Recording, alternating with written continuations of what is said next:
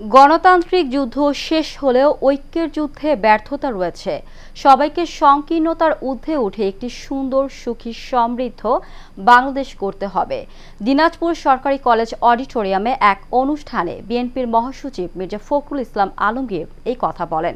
Walid সিদ্দিকীর report. Dinajpur সরকারি কলেজের অর্থনীতি বিভাগের সুবর্ণ জয়ন্তী ও গুণীজন সম্মাননা অনুষ্ঠানে প্রধান অতিথি হিসাবে উপস্থিত ছিলেন বিএনপির মহাসচিব মির্জা ফখরুল ইসলাম আলমগীর।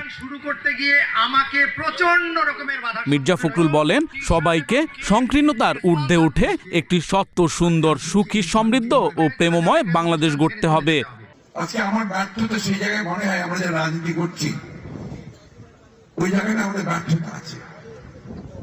আমরা এই 52-53 বছরেও বাংলাদেশকে একটা সুখী, শান্তিময়, প্রেমময়, ভালোবাসাময় এক দেশ করতে পারলাম না।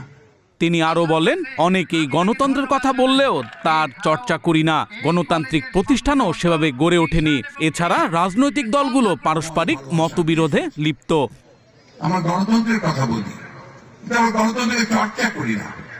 বাংলাদেশে এই সমস্যাটাই সবচেয়ে বড় সমস্যা হয়েছে। এখানে পর পর গণতন্ত্রকে হত্যা করার চেষ্টা করা হয়েছে, ফলে এখানে ডেমোক্রেটিক ইনস্টিটিউশনগুলো তৈরি হয়নি।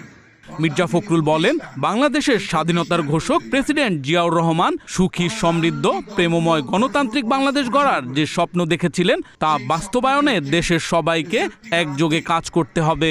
আমাদের স্বাধীনতার ঘোষক শহীদ প্রেসিডেন্ট জিয়াউর রহমান সাহেব যে স্বপ্ন দেখেছিলেন একটা সুখী, সুন্দর, প্রেমময়, গণতান্ত্রিক, সমৃদ্ধ বাংলাদেশ, সেই বাংলাদেশকে নির্মাণ করবার আমরা চেষ্টা করেছি।